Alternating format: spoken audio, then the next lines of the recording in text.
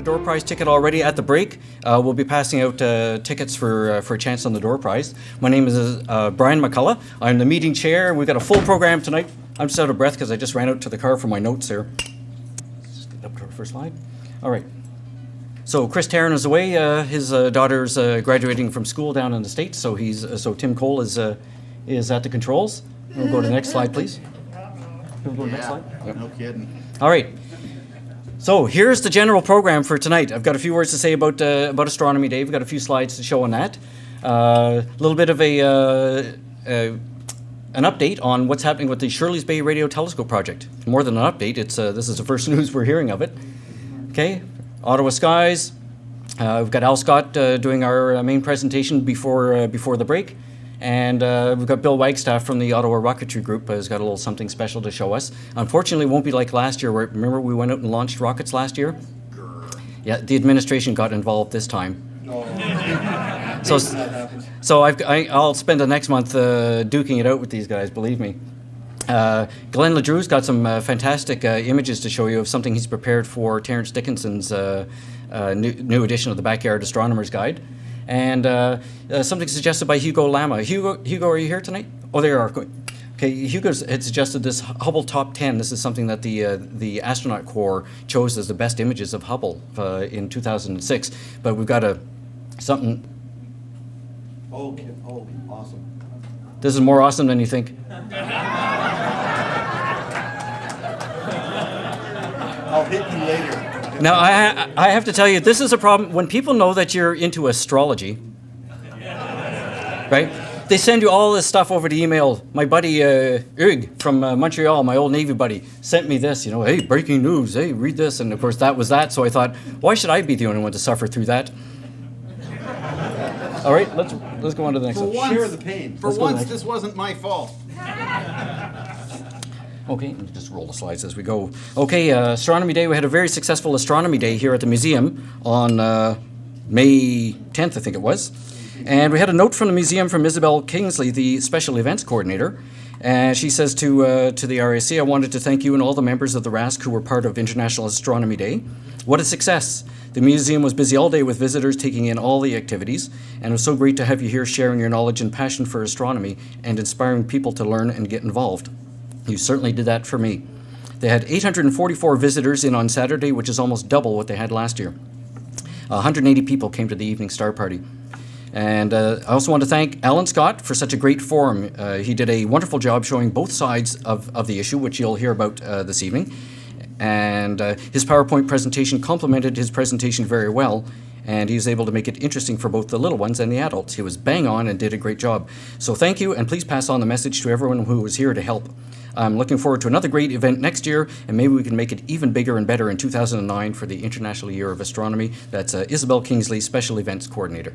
All right? Marcus Leech. So did you just extract the last few slides? This is the last few, yeah.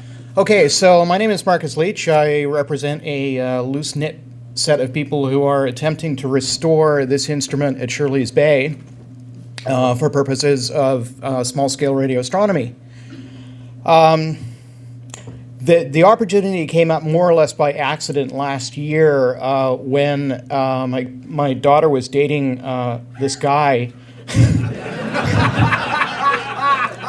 whose dad happened to work at the Canadian Space Agency, whose asset this dish happens to be. And he was over one night at my place picking up his son or something, and he let it loose that he worked for the space agency. So I said, oh, well, maybe you'd be interested in my backyard radio telescope. He said, well, I was curious about what that big dish was. So I showed him what I'd been working on and software radio stuff and everything, and he said, well, this is really interesting. You probably aren't, but would you be interested in seeing what you could do with an 18-meter dish?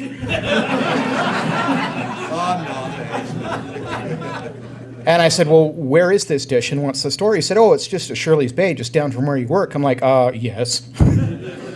So I took a trip out there in the middle of winter with Gary Atkins, who's my contact at the space agency, and I took a look at the thing. It was much larger than I was expecting.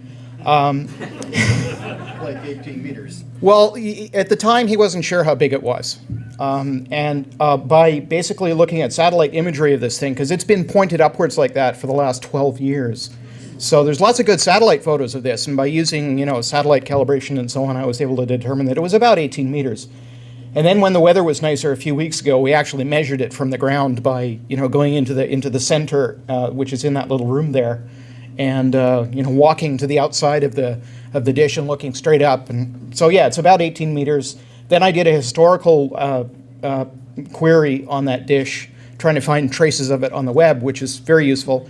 It turns out that this dish was built in 1960 for the Alouette and ISIS programs. Also, Anik A was doing some work with this dish. It was the first successful VLBI experiment in North America involved this dish and the 150-foot dish at Algonquin. So it has quite a bit of interesting history behind it, both in terms of the space program and radio astronomy. So I realized that a project this size couldn't just be me and Gary. So I formed a little loose-knit consortium of people, mostly my friends who are kind of interested in this stuff and have some engineering backgrounds that may or may not be appropriate. We could go to the next slide, I guess. So 18-meter dish at Shirley's Bay needs lots of work. The RF gear I am not concerned about because that all has to be ripped out and replaced with more or less garden variety stuff that you can get off the shelf these days.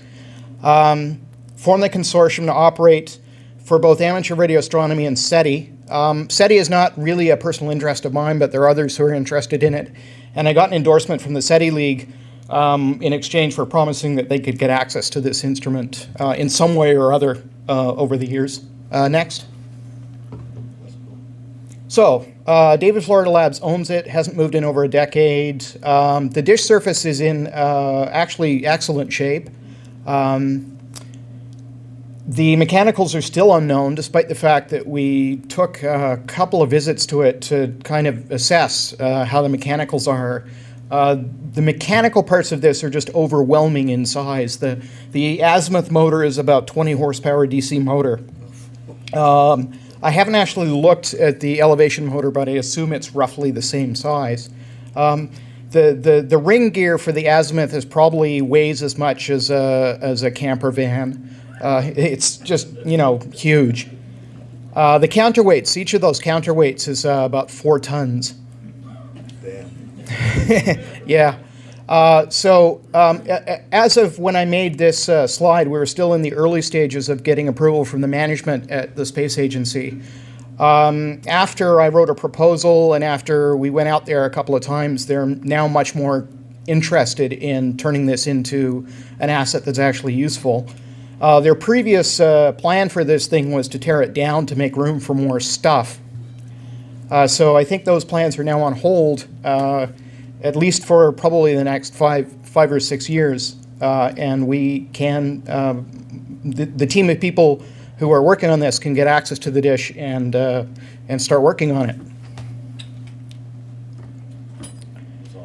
So the emphasis on this is education and public outreach. The instrument is much too small to do any real new science, although there are a few niches where it could be useful. Initial hardware will be for 21 centimeters because that's what I happen to build over the last several years. And so my stuff is initially going to be deployed on that dish. And then as suitable funding becomes available, we'll update it and put dedicated hardware in there. The possibilities are pretty extensive. SETI, pulsar monitoring, sky maps at 21 centimeters, amateur deep space network monitoring, and also training of an education of radio astronomers and astronomical engineers. The reason is that a lot of people going into astronomy programs at university, if they go into radio astronomy, they never get any practical experience in running a radio telescope. Particularly in Canada, we don't really have any really large instruments of our own anymore. Algonquin has been out of commission for over 20 years. So there really is no facility for training radio astronomers who are doing anything other than purely theoretical work with somebody else's instruments. So I got some support from Ken Tapping at Penticton, for this. He thinks the public outreach aspect is really, really good. And it would be an excellent facility for training people in astronomy, particularly in school, who want to get into radio astronomy, but there's no program in school that teaches you the engineering aspects of running a radio telescope. Next slide. So what is it that we need? What is it that we're asking the world for? Lots of volunteer time and an unknown amount of money will be required to make this thing work. We still haven't done a really thorough evaluation of the instrument. We believe that it can be restored, the mechanicals can be restored to operation. He hasn't moved at all. It has not moved in 12 years. There may be flat spots in the bearings. Yeah. But hey, we can work those out. Just spin the dish around a lot, should be fine. It kind of bounces a little bit. Yeah, but yeah, as long as you're not doing observations, it's fine, you know. And then the earthquake monitors will go off. And an interesting thing is that my buddy, my crazy buddy, I think, he went up there when we were there in February, I think it was. Everything was covered in ice and it was nasty. And he climbed up the ladder that goes all the way to the top of the instrument where the elevation axis is, just to evaluate what was up there. And he said, "I think I found the stow pin," which is a big stainless steel, as it turns out, pin to lock the dish into place. And the fact that it's stainless steel is very encouraging, because it means that if it were regular cold rolled steel or something, it would probably be corroded in place and we'd have to spend 6 weeks getting it out. But it's very likely that we won't have to do that. New drive control system. The existing drive control system is just a marvel of late 1950s technology, which means that it sucks back kilowatts and kilowatts to do not very much. It takes up racks and racks and racks of vacuum tubes and relays and really, really, really big ballast resistors. And gets really hot, yeah. So the drive system it needs to be completely replaced. It's a relic that actually the Space Agency is probably going to donate to this museum, which I don't know whether they want it or not. I have a friend in Alaska who worked on motion control systems for Navy guns, and he has a 2-channel, 100 kilowatt per channel DC control system. Each channel fits into something that's the size of a shoebox. So we're going to use that to control the existing DC motors, assuming they work. There's nothing really that bad that can go wrong with these DC motors. They may need to be taken down and refurbished, but they're there and we might as well use them. Receiver hardware, that's more or less off-the-shelf stuff, and it's just a matter of throwing money at the problem. As I said, the initial receiver setup will be probably a single polarization at 21 centimeters, because that's what I built for my system. And all of my hobby radio astronomy time is going to get soaked up with this project, so there's no point in me, putting that stuff on my own dish. So we need people to help out. We need people who are interested enough to actually get involved and get their hands dirty, and I do mean dirty. Mechanical and power systems, RF microwave people, antenna monkeys, people who don't mind climbing up to dangerous heights and doing stuff. Funding and coordination in the creation of a not-for-profit. We're not officially created as a not-for-profit entity yet, and that's something I need help with. And just general labor. We'll probably have a painting weekend at some point. We'll find some cheap, bulk burn paint or something, and just just repaint everything we can find that needs repainting, that sort of thing. Antenna maintenance. There was always antenna maintenance. All of that kind of stuff we could use help with. And if you're interested, you can see me later. I think that's it. I think that's it. Yep. Oh, wait a minute. You have closing remarks. Oh yeah, actually this presentation was part of a much larger presentation on radio astronomy in general, and these were the closing remarks from that. So yeah, this was me encouraging students to get into radio astronomy. Now, are the existing scientists in deck getting old? No, the ones in declination are still doing just great. Oh, okay. So there you go. All right. Question, Marcus, thank you very much. Oh yeah, anybody has any questions, I'd be delighted to. Yes. Just wondering, considering that he is a good government asset, is there any kind of protection for the investment that you would be making into it? Question, please, Marcus. Okay, so the question was, given that this is a government asset and they could pull it away from us at any moment, what protection do we have for any investment we might put into it? That is an excellent question that I've asked my contact there, and he's basically said, well, my management agrees that if they decide to do something else with this instrument, that we simply pull out all of our assets, if that's practical, and just walk away with them. They're not going to say, hey, wait a minute, there's a government number on that. You know, it has to stay here. So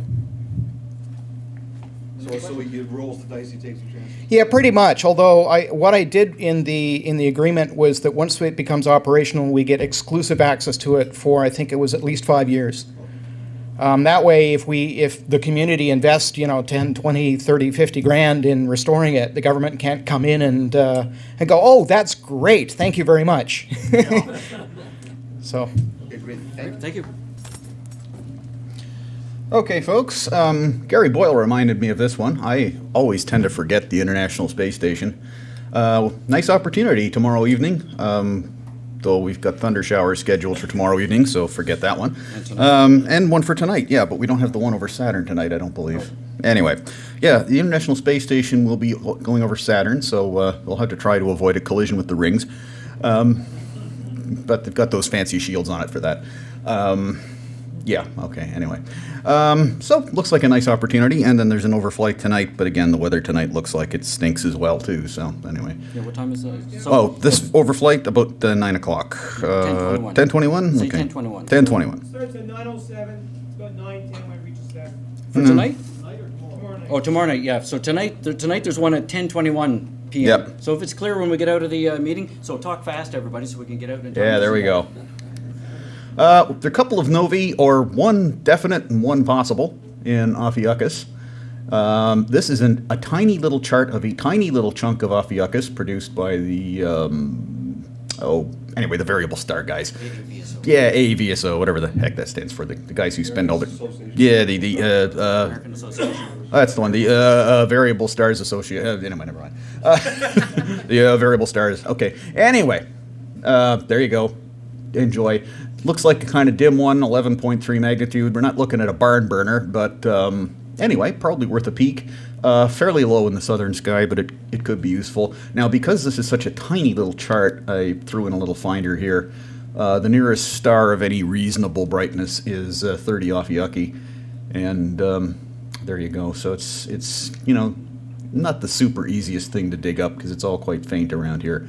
But anyway, you've got Antares for a reference point and Altair, so you should be able to track it down if you're interested. What it's going to look like, who the heck knows? Yes, the moon occults Neptune, which is an opportunity for those of us who really don't have... Now, what the heck is happening here? How come I can't get my animation? Opportunity for those of us who have trouble finding Neptune. Okay, so what'll happen? Luke, use the fork. What'll happen is on this occultation, there's Neptune.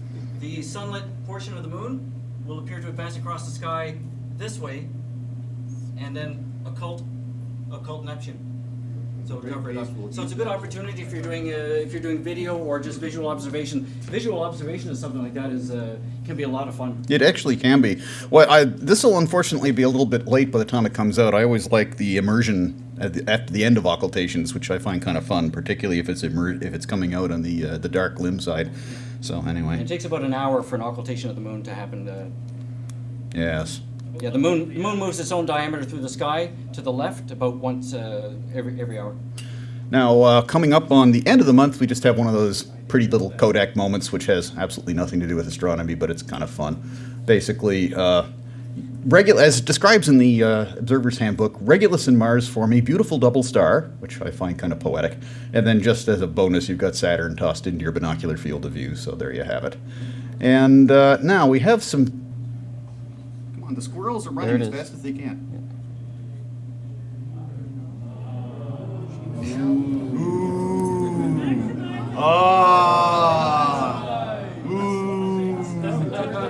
Look, it stopped. That wasn't a stop, that was a freeze time. Hey, it occulted. All right. Yeah, this one is Columbia Hills. This is an ant. Can you maximize that? Yes, we can. Okay. This is kind of fun. This is now the only problem with this is it's the typical NASA massive vertical exaggeration. So you know, it's not this dramatic. It's pretty cool, but it doesn't have the dramatic kind of depth that you'd expect. So this is the area where Spirit is doing its work, or has been doing its work. Right now, Spirit is sort of resting, trying to conserve power. So this is exaggerated in height? Yep. Yeah, the vertical is exaggerated with 3 times, or 3 is pretty typical. Yeah. Though this looks a lot more It than does. 3 to my mind. So that's the one for Spirit. Cool. And then Opportunity is over near Victoria Crater. It actually entered Victoria Crater, and that's what we've got here. Now here, this is really vertically exaggerated, but it does look pretty cool. Interestingly enough, Spirit was supposed to be in the great place for finding massive quantities of water, but Opportunity has actually found more indications of it. can you? What's this? Ants, can you hit the play again to see if it runs smoothly? Because it looks like it's still buffering. Is why it's doing that. Looks There's- like upchuck flying. Is that the way Chuck flies? Yeah, he's not here, is he? Okay, we can talk. We can talk. We can talk. Unfortunately, he has his spy recording it all. Exactly. So let's see.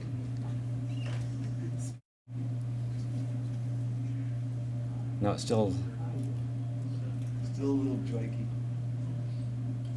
What can I tell you? This is an old computer this is an old laptop with a celery computer in it. Running as fast as it can. Running it fast. Yeah, I'm whipping the squirrels as hard as I can. But you can find these online. I mean, they're interesting things to see. But the thing to remember, though, is the vertical exaggeration on the Yeah. on the scale there. Anywhere from 3 to 30 times. Okay, let's move on to the next. Yes, let's move on to the next thing. On to the next one, Al Scott. This is the little bit condensed version of what he presented for Astronomy Day. Al? Okay, so I was asked to give a talk at the Astronomy Day here at the museum, and they asked for a space exploration forum to discuss manned versus robotic space exploration. So I thought, oh, that sounds like a neat thing. So I did a little bit of research and slapped some slides together and showed up to the museum here. And we actually had a relatively good turnout for the talk. There was, I think, 15 people in the room. I brought my kids and my friends brought their kids, and there was 2 unfortunate families in the museum that wandered in Then you lock the doors. and sat down with wide eyes and, oh my God, what did we do? And then found the doors were locked. So I thought maybe this would be a little more appropriate venue to discuss this. It's kind of a little thought-provoking discussion on why we're exploring space and what we're doing. So I think this is the ExoMars concept instrument there. This is my new logo for space exploration. We got Mars there and the moon there.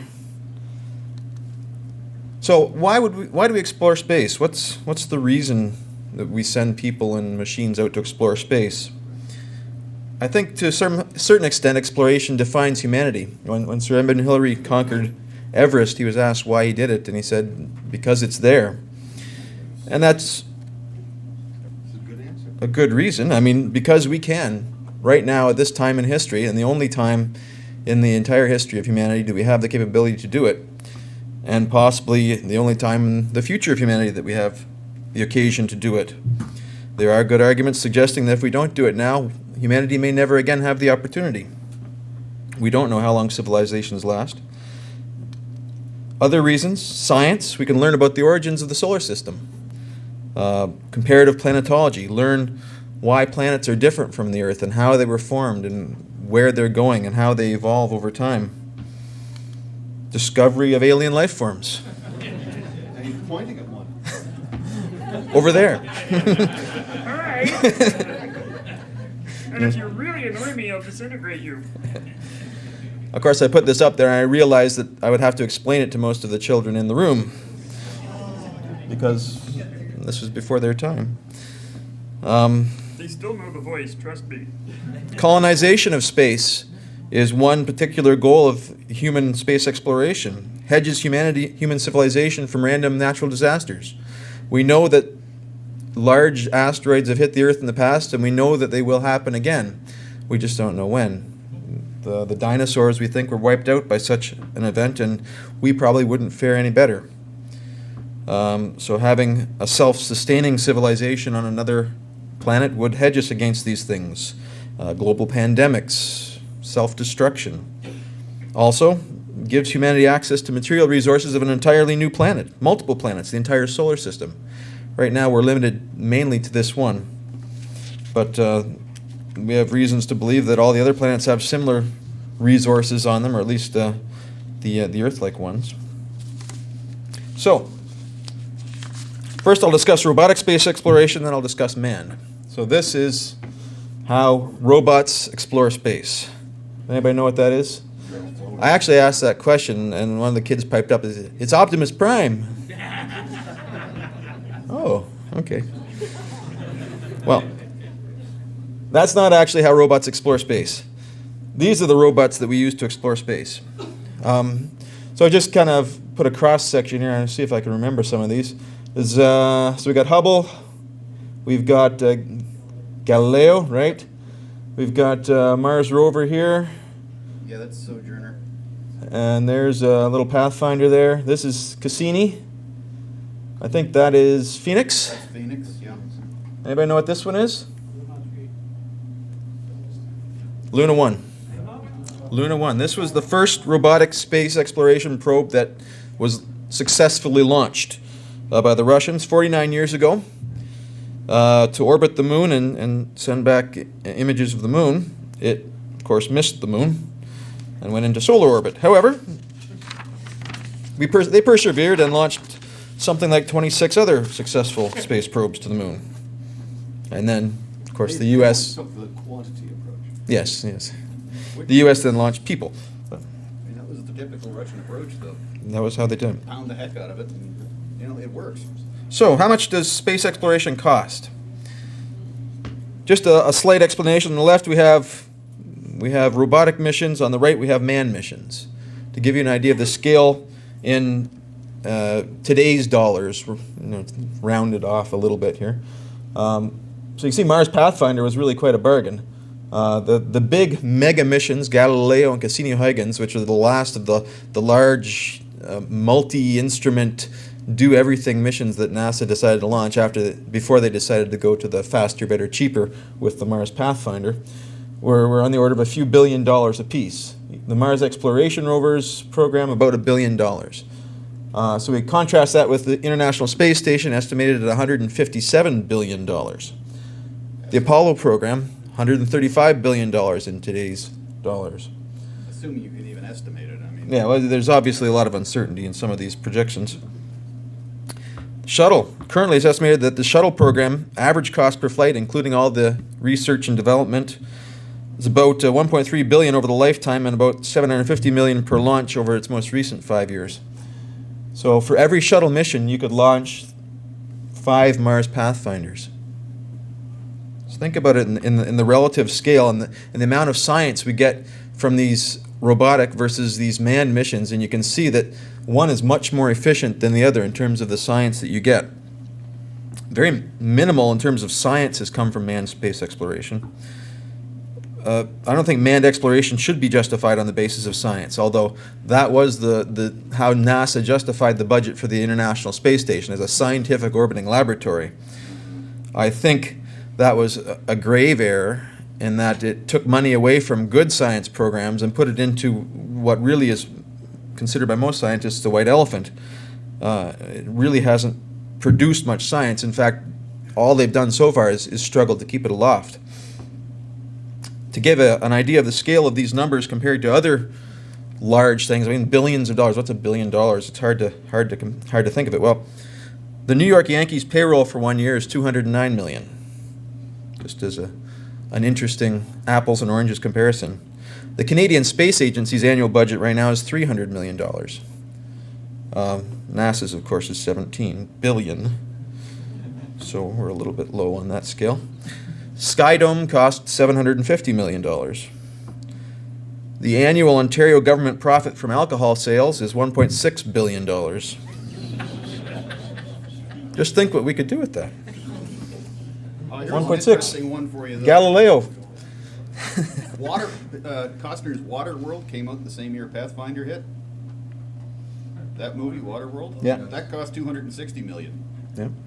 That was Yes, the yeah, point. I don't think everybody can hear the comments of the Sorry. Yeah, Kevin Costner's Waterworld cost $260 million. It came out the same year as Pathfinder. So you could do Waterworld or Mars Pathfinder. Yeah, one worked. The other one sunk. To get into to get to the scale of these human missions, you're talking about the Iraq War, which has cost about $2 billion a week. Annual government spending in healthcare in Canada, $160 billion. We estimate right now the manned mission to Mars, of course, is about $500 billion, or equivalent to the Iraq War to date. Cost of filming the RCP up here. Just some interesting pictures that we get from these Mars rovers, and of course, he showed videos, so I'm not going to go there. Here's some beautiful images from the Cassini-Huygens probe. These are images of Titan that the Huygens descent probe from European Space Agency took on the way down, showing lakes of methane or liquid methane on the surface potentially. We've got Titan. I think that's Diane. Anyone know what that one is? Is it? Okay. I get them mixed up. It's got a little Yes. bulge around the equator and great big craters all over it. That's the flashing from the mold. Yeah, that one they didn't do very well in the NASA Ames modeling lab. Yeah, I think we're gonna have to save some of the comments just at the end, so we can just keep the flow going with the talk, and then we can discuss some of the things. Thanks. Okay. So some of the advantages of robots: they only need electricity and can go on missions lasting decades, whereas people need food. Less fuel is needed to launch microchips. Less pollution is placed into the atmosphere for robotic probes. You can use more efficient, longer-lasting propulsion methods like electricity for robotic probes. You can also use complex orbits with multiple gravity assists because of the long duration that robots can survive. They see more of the electromagnetic spectrum than humans and can go places and do things that we cannot in much higher radiation environments. People are relatively fragile and don't survive well in vacuum and under the intense radiation of space. Typically vomit and die if you get into the belts for too long. If you went to Jupiter, what the Galileo mission did, megarads of radiation. Just people couldn't go there. So there's lots of interesting arguments for robotic. What are some of Canada's contributions to robotic space exploration? Well, we've got a little mast on the Phoenix mission. I think that's it there. Or is it this one? There's the mast there, and then the little box down and to the left. There's a box, a vertical shaped box there. There's a LiDAR in That's it, the LiDAR. which shoots a laser up into the atmosphere and measures dust in the atmosphere, in the Martian atmosphere. And it's firing laser beams up there right now, measuring dust concentrations, measuring temperature, it's measuring daylight, those sort of things. Some of the other Canadian robotic probes, this is the most microsat telescope that was completely Canadian built and launched, and is looking at micro oscillations of stars. This is the TPA thermoplasma analyzer probe right here that we built that went on Nozomi, launched by the Japanese, and of course failed on its way and went into interplanetary space. The rocket motor failed. We didn't build that. This is the James Webb Space Telescope, and we're actually working on building the fine guidance sensor here in Ottawa, and a tunable filter imager that's going to go on this 6-meter telescope, which is going to go out to the Lagrange point. This is the NASA Genesis spacecraft. These are 2 star trackers that we built here in Ottawa, tested out at the Fred Lossing Observatory, which provided pointing information to this spacecraft that went out to the Lagrange point between the Earth and the Sun, and then returned samples of the solar wind to the Earth in a spectacular crash. Yeah. But they got a lot of But they've actually got quite a bit of science out of it. So now the second, on the other hand, there's manned space exploration. manned exploration is, I think, a good thing. It's been poorly advertised, I think, and poorly done by NASA over the years since Apollo. But I think the Apollo program was an amazing technological feat. And I think most people will agree, if you ask them, do you remember Luna or Apollo, you know what they're going to say. Very few people are going to remember the Luna program. But everyone remembers Neil Armstrong and stepping on the moon. So here we have the lunar lander here on the moon. This is the space station. This is the space shuttle with some sort of satellite and little astronauts crawling all over it. And here we have the shuttle and, of course, the Saturn rocket from the Apollo. First human space flight was 1961, Yuri Gagarin aboard Vostok 1. First spacewalk was 1965. First space station, 1971. Anybody remember what its name was? Salyut 1, great. With the cancellation of the Apollo program in 1972, the manned space program degenerated into what I would class as an uninspiring jobs program for thousands of highly skilled workers. As you can see, the amount of money that's still pouring into the space shuttle. The U.S. has now decided to redirect their efforts towards space exploration. Their whole manned program now is going back to rebuilding the technologies that could launch this kind of mass into the moon. So it's called the Orion project, and they're developing heavy lift launch capability. The capability to launch this mass to the moon just doesn't exist anymore. We do not have the technology that was gone into the Apollo program. So they're rebuilding it now. They expect it's going to be ready by 2020 to get back to the moon again. And they're looking for international cooperation to try to do this, to put things on. No talk about manned space exploration is complete without considering the risks and the costs. Consider this scenario. You make an expedition with 2 ships, 378 metric tons and 331 metric tons, outfitted with the most recent inventions, and launch them. Fill them with 3 years' worth of food and water supplies. Send it off to rendezvous with 2 transport vessels. Resupply, and then launch off on a 3-year mission.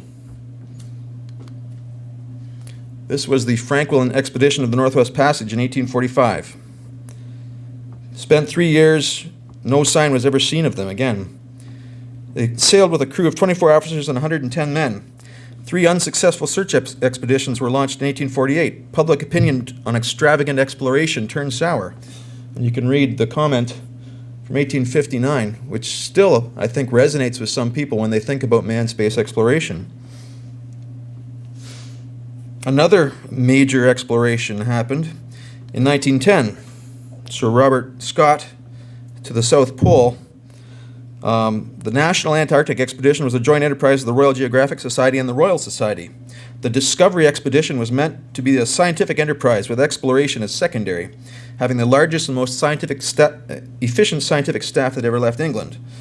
So you can see that there's a lot of risk in some of these explorations, and I think there's a lot of parallels that can be drawn between these ocean-going expeditions of the earlier centuries. When Captain Cook returned to England in 1782 from a 3-year voyage to the South Seas, the timescale to a mission to Mars could be up to 3 years, so you can see that the parallels are very similar in this case. He was actually praised by the British Admiralty for how well he had preserved his men. He lost only 38 of 102 people on board. Which was incredibly good by the standards. And most of it was due to disease in port, actually, near the end. Of course, there is the risk, but there's also the success. I should talk about Amundsen and his expeditions. Roald Amundsen, was the first one to successfully go through the Northwest Passage and to reach the South Pole. He did it with a purely almost a personal funding on the first one, just for purely exploration reasons. He wanted to discover. He lived off the land. He traveled light. He was self-sufficient. And that's an important thing to consider when we're thinking about manned exploration. Instead of taking along all of these machines, he used dog sleds, for example. Lived like the Inuit. In terms of manned space exploration, there are a lot of benefits, too. A lot of people think that the money spent on manned exploration is just wasted. But it's not wasted. I mean, this money is spent here on Earth, so it does go back into the economy. Sure, there's an opportunity cost associated with it, but maybe it's better to keep the smart people working on this stuff rather than working on bombs. New technologies are developed that help conserve energy, clean the air and water, minimize waste. Velcro, solar cells were made efficient during the Apollo program. Fuel cells, again, an offshoot of the Apollo program in most modern instances. Major advances in microcomputing, control systems architecture, composite materials. In the future, development of a self-sufficient interplanetary habitat has benefits for Earth. The technologies that are needed for a safe and dependable food supply in harsh and remote locale like space, with a minimum of waste, are much appreciated by society in general and could be used here on Earth. Isolated settlements may allow new social models to be tested, similar to colonization of the New World. Look what came of that. Don't be cynical. And then the chance to make history, of course, is inspirational to young people and promotes international cooperation, at least to some extent. What is Canada contributing? Well, right now, this Canadian Space Agency is actually studying potential infrastructure contributions to space exploration. They're funding studies of rovers to support the international exploration to the moon, the return to the moon. Space arms, of course, infrastructure that way. We're actually leading a study with the University of Guelph to develop food supply, enclosed food supply systems for isolated habitats. And here's a shameless plug with the University of Guelph, the Controlled Environment Systems Research Facility. They're actually developing, they're testing plant growth. What's the lowest pressure? What low temperatures? What are the minimum requirements you need to grow plants? Their goal is to be the first to grow a plant on the moon. And they've got these controlled pressure systems where they pump it down to 1/10 of an atmosphere and they can still grow plants just fine.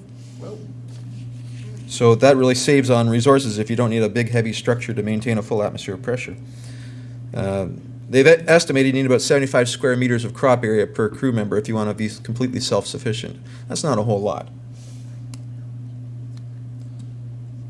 And then there's the interest part. You could be next. Here are Canada's astronauts. This is the class of 1983 here. And then this is them in 2002, with a few changes, of course. They are looking a little bit older, though. Interestingly enough, for the first time in 16 years, the space agency just issued a call for 2 new astronauts. Applications opened on their website May 22nd, and they're closing June 22nd. So maybe you could go. On what is the question, yes. Maybe on the Orion. There are a few missions to this station still on the books for these new astronauts. So just some questions to leave you with and ponder a little bit.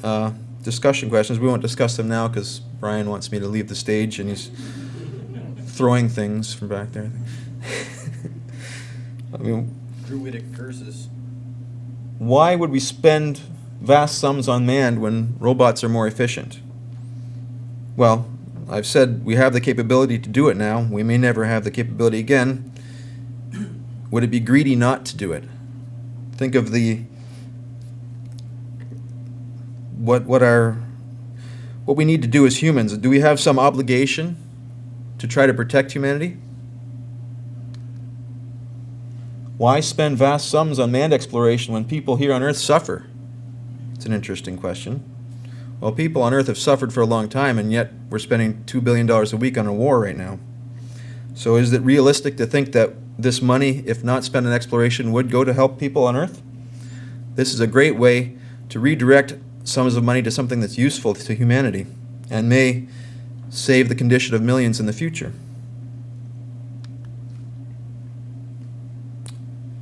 What percentage of your income do you pay on insurance?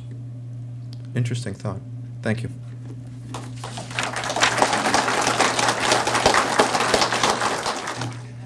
A couple of years ago, actually 2004, was over in England motoring around the area, and of course always wanted to see Stonehenge, so we left in the morning heading up that way. And as we drive away, we're kind of looking at the calendar and went, wait a minute, this is the 21st. Wait a minute, there's all these things supposed to be happening at Stonehenge. So we thought, oh, well, this will be neat. You couldn't get within 10 miles of Stonehenge because we were there, heading through there about 9 o'clock in the morning or something like that, and they had all the roads blocked for the people leaving Stonehenge after watching the sunrise over the heel stone and all of that. So, and they're coming out by the camper loads, and there's people walking, and it's just a mess. So we said, fine, to come back to this later. So we drove away, came back 5 days later. Typical dismal, kind of dreary England rain. And we're pretty nice. The only thing that was left was a whole bunch of ruts in fields for where all the campers and revelers had been parked. And of course, you can't go into the stones anymore, but you can walk around them, and you can get some pretty decent pictures if you try. But then this announcement came on that the Druids were showing up. They were coming to do their summoning of the sun ceremony, which is done just 5 days after the solstice event. And of course, they can go into the stones. So we thought, well, this is kind of neat. We'll hang around for that. And we waited. And we waited. Druids have no sense of time. They were a good 20 minutes late for this summoning of the sun ceremony. But however, they eventually showed up, as you could see, and started parading around. No, it didn't work. It didn't. It still stayed bad. As a matter of fact, my theory is that this dismal English weather that they have such a reputation for is all because the Druids are late. They can't get there to summon the sun on time. Good thought. So, anyway, so that's what they looked like. Wondering they were an interesting collection. There's no doubt about that. I'm not so sure how much of these are of the ones that were there were actually in it for true Druidism, or just because it gives them an opportunity to go into Stonehenge. But How did these guys All right, get well, stay up here, access? Stephen. Stay up here. Oh. All right, that's fantastic. We're going to take this opportunity right now, just before we have our break. Oh, yeah, question? Yes, Yes, Steve. for those that are interested, the National Geographic latest issue has quite an extensive article on Stonehenge. Well, For instance, such things as these things were made, the construction were organized and ran over 1,000 years or more. Well, they've also recently come out with the fact that they've discovered it was a burial site. essentially a burial Yes. site over hundreds of years. Yeah. All right. So just before we take our break, what I'd like to do is we're going to bring the lights up here. I'll put the lights up. And anybody's got a Druid costume, New Age costume, whatever it is, could you come on up? We'll get a photograph. And I've got some prizes for the costume people, all right? So I think, Rick, you can't hide there. And Nikki, if you would, please. Stephen. Who else do we have? Anybody else? I'm going to put the lights up. Any air conditioning controls? No. Yeah, we'll take a break right after this, so we can get out and cool down for a minute, all right? All right.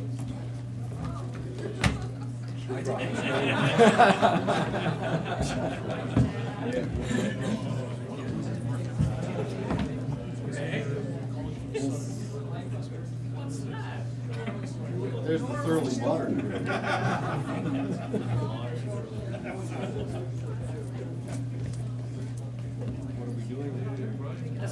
Deciding who you're going to throw the stone.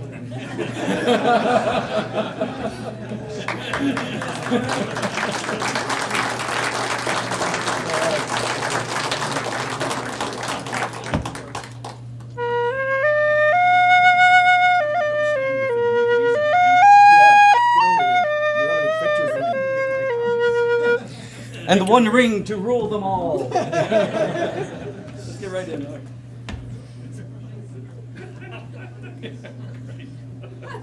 All right, well, you can get one more there, Richard? Oh, yeah. All right. I don't know any of these people. Okay, now I have a Even if I question. did. Okay, we have our three wonderful participants here. I have a book called The Planets for each one of you. Thank you so much for playing along.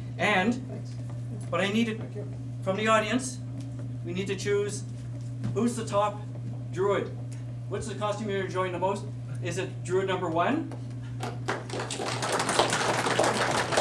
Is it druid number 2? Is it druid number 3? Thank you for being fun. Then druid number 3 gets the 1 ring. Was that the one that was on your toe, Brian? No, it wasn't. It's still there. So, all right. Thank you very much for playing along. Okay. Hold on for 10 minutes. Goodbye. 10 minutes.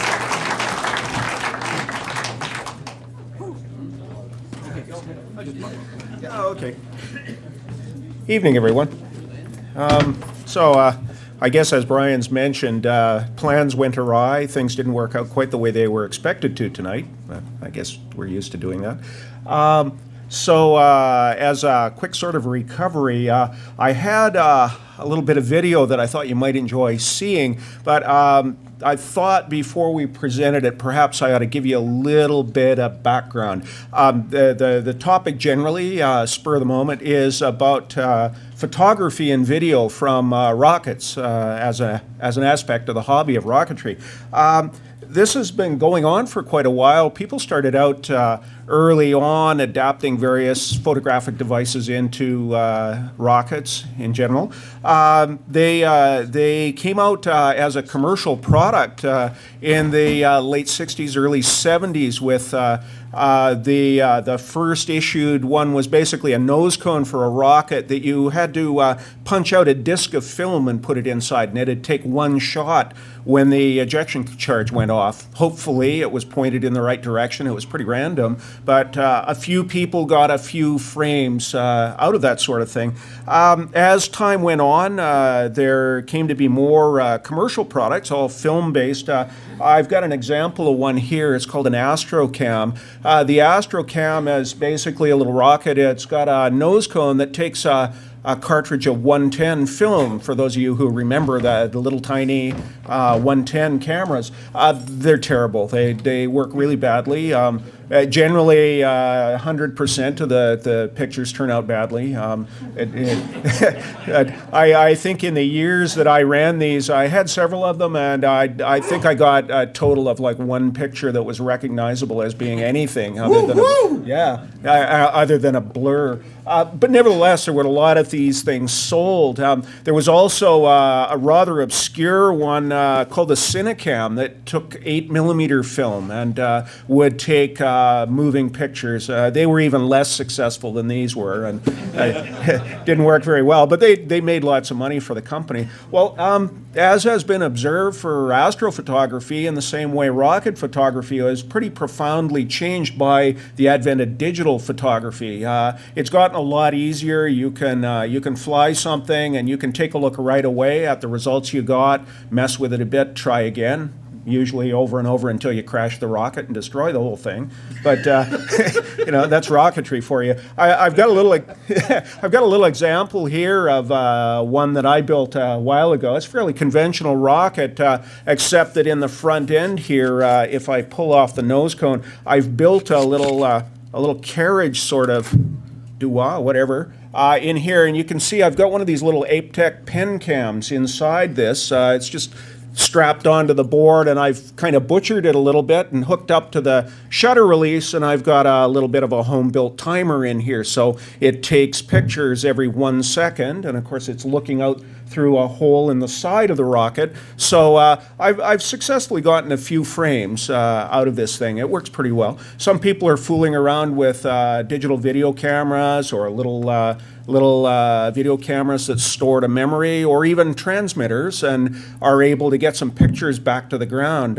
A couple of years ago, some fellas flew a rather large hobby rocket to just over 50 miles altitude and succeeded in and succeeded in sending back some pictures by radio telemetry that clearly showed the curvature of the Earth. So, they're really getting up there in this stuff. Anyway, what I've got for you to look at, it's just a 2 or 3 minute little clip of video. People are going beyond catching video, they're starting to make movies. So here's one about Gumby.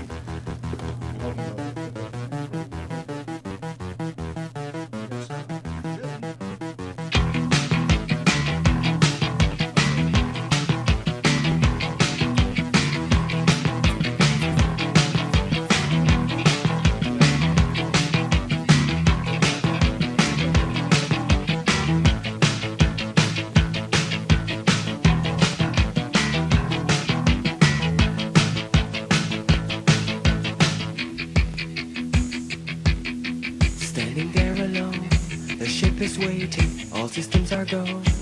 Are you sure? Control is not convinced, but the computer has the evidence. No need to abort. The countdown starts. Watching in a trance, the crew is certain, nothing left to chance. All is working, trying to relax. Up in the capsule, sent me up a drink. Jokes, Major Tom. The count goes on. 4, 3, 2, 1. Earth below us, drifting, falling, floating, weightless, coming home. Earth below us, drifting, falling, floating, weightless, coming home. Earth below us, drifting, falling, floating, weightless,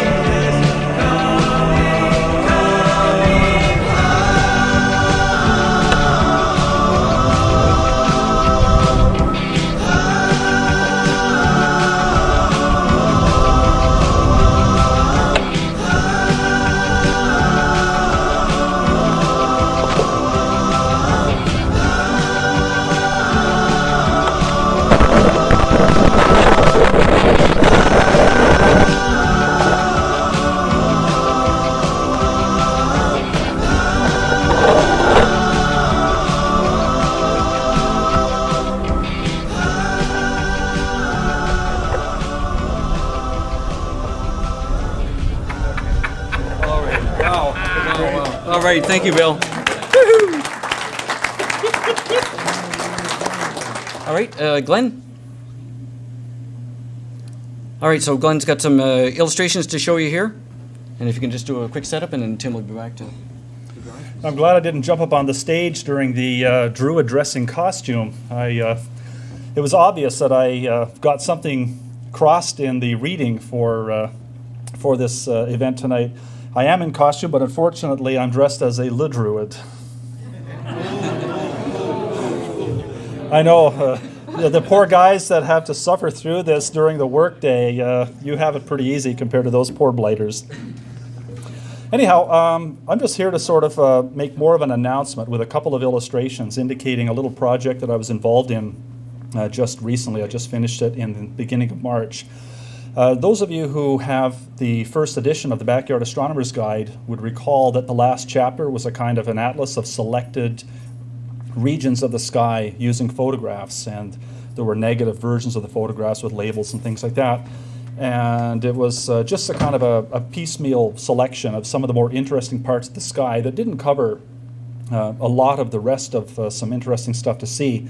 And for some reason, Terry Dickinson and Alan Dyer, the co-authors, decided that for the second edition, which came out I think about 6 years ago, that they would just drop that. Last year, Terry put the idea toward me if I'd be interested in making up a series of charts, because recently, for the past few years, I've been occasionally doing things for Sky News, and I've been continually improving my techniques to make the images of higher resolution and such. And he felt that now was the time to maybe reintroduce an atlas, but in a more organized format for the next edition of the Backyard Astronomer's Guide, which I gather is supposed to be hitting store shelves in September. So what I did was a couple of little proposals, little ideas, and here's actually the one that we selected. And it's just essentially a dedicated atlas covering the Milky Way. And these are just basically the planning type shots covering the whole band of the Milky Way. And I believe we have a pointer here somewhere, yes or no? That should be up there. There you go. So the upper right frame here is looking toward the galactic center, and I've just arranged them so that they're contiguous, although there is some overlap between adjacent charts. So that's looking toward the galactic center, and the bottom chart here is looking in the opposite direction, the anticenter towards Auriga. And so the way the chart sequence would join up was the Sagittarius-Scorpius galactic center region would kind of then continue on to this one down here, and they go around, and this one would then join up to this guy. So each chart is 45 degrees wide by 56 degrees tall, and that means that the atlas actually covers, I haven't calculated it, but it's easily, I think, half of the full sky. And of course it includes all the interesting stuff. The parts that are missing are the areas up more toward the galactic poles, which are mostly galaxy territory. But the idea was to produce an atlas that's of interest to especially people with binoculars or small telescopes, and many of the interesting things to see are found in and near the Milky Way band, things that belong to the disk of our galaxy. Now we'll go to the next chart, which is a close-up of the Sagittarius-Scorpius image. This is now the full frame, which to fit in this display has been subsampled, so it's still not showing it at the full resolution. And what I've done here was, with software that I wrote, I plotted the locations and shapes of all the various nebulae and the sizes for star clusters, and also the stars themselves. And I built up with Photoshop a whole lot of layers of all the different elements. For instance, the Milky Way layer is actually 5 separate renderings with various amounts of filtering and blurring and fuzzing, coupled with a lot of manual smudging and brightness adjustment and so on. And the star layer itself is 4 separate layers with different amounts of blur applied depending on the brightness ranges of the stars. And the nebulae are colored so that they're sort of reminiscent of their photographic appearance, with the emission nebulae, like the Lagoon Nebula M8 right here, having a reddish color. And the reddish color in photographs is because of the strong hydrogen alpha emission of the hydrogen gas that's being lit up by hot stars in the vicinity. And reflection nebulae typically have a bluish color because the dust grains in the clouds that are being illuminated by nearby stars more selectively scatter blue light, just the way our atmosphere scatters blue light when the sun is shining. And you can see a nest of these various reflection nebulae in the upper part of Scorpius. The open clusters, because they tend to be mostly comprised of younger stars that might still have a bluish color. I've just uniformly colored them all similar bluish color as I've done with the Milky Way. The globular clusters, which are much older and have lost all the blue-colored stars, and the brighter members are just kind of yellowish-orange giants, I've given the globular clusters a yellowish color. So you can tell at a glance with the image itself, the positive color image, what kind of object you would be looking at. So the next image is what's going to appear on the facing page, which is an inverted monochrome type of chart that you might be able to use, for instance, with your red flashlight at the telescope under a dark night sky. And I've added all kinds of labeling for the galactic plane, of course, which always runs horizontally through the center of each image. And I've also included the lesser-known plane of the Gould belt, which is tipped at about 18 degrees with respect to the galactic plane.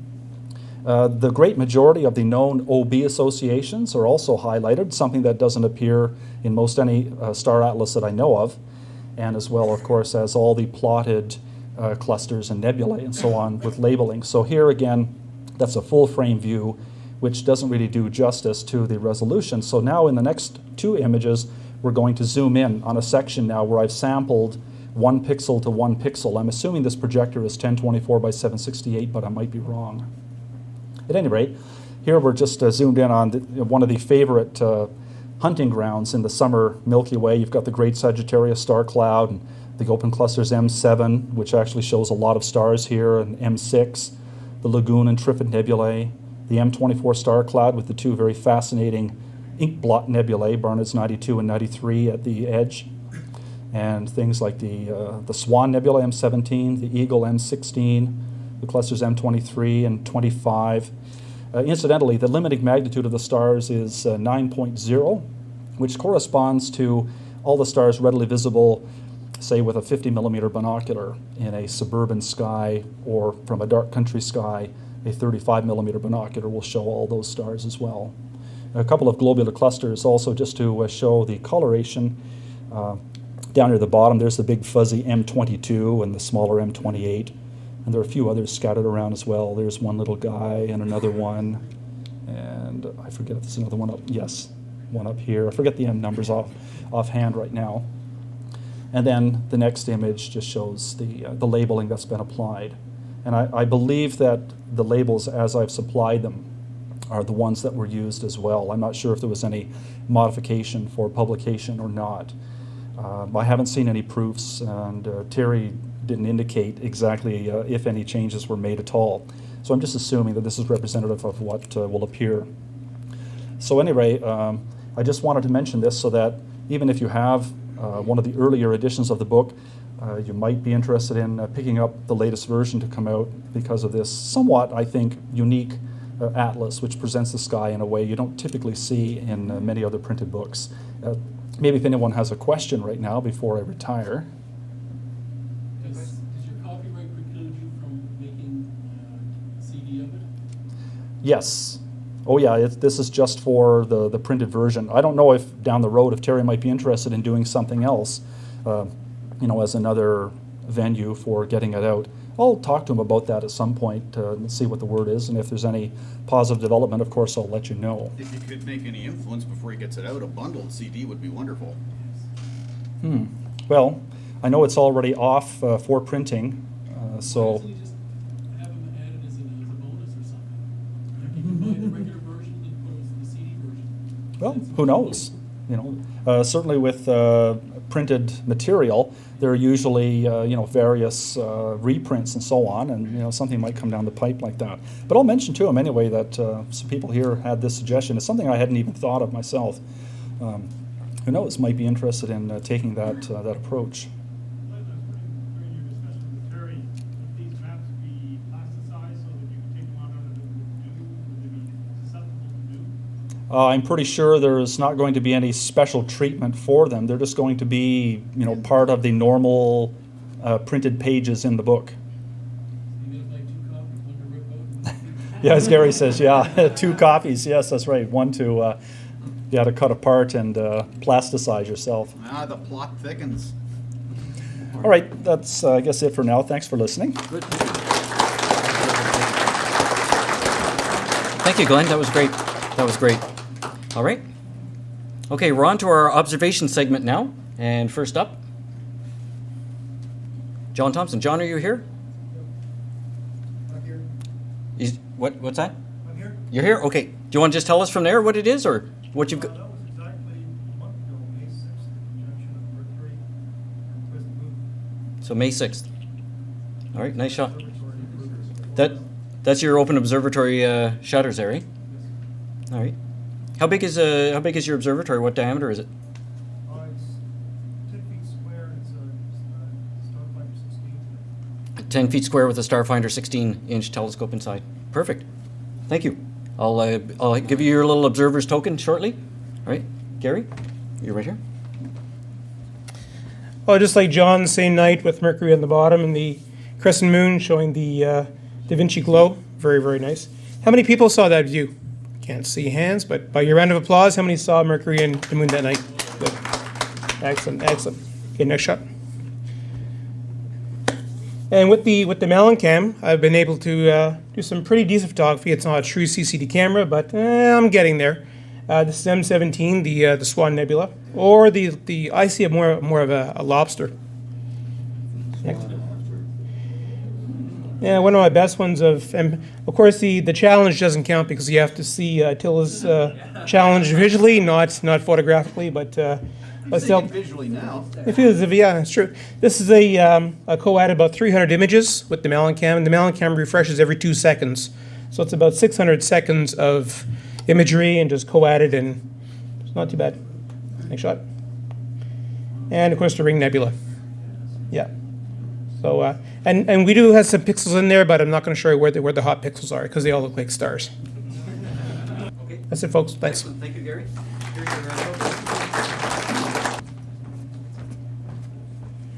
Well, I went out on the night of May 10th, and stumbled on the conjunction of M44 and the moon, and grabbed my little pocket digital camera, which will only go to about a 4-second exposure, and at the eyepiece, it's pretty bad. So I went back in and using a planetarium software, took a little artistic license and moved the time actually up to a time when the conjunction was a little better, and did this sketch on the black paper. It's down in front if you want to see it later. Black paper with what's called white charcoal. That's it. All right, Yep. that's how Gord makes it. Okay. Oh, here's your token. Don't go away without your token. The other thing I want to say is there's a lot of talk about science here. It's really fascinating. But the thing that keeps driving me is the beauty of all of this stuff. Yeah. Yep. Absolutely. Good on you. Yep.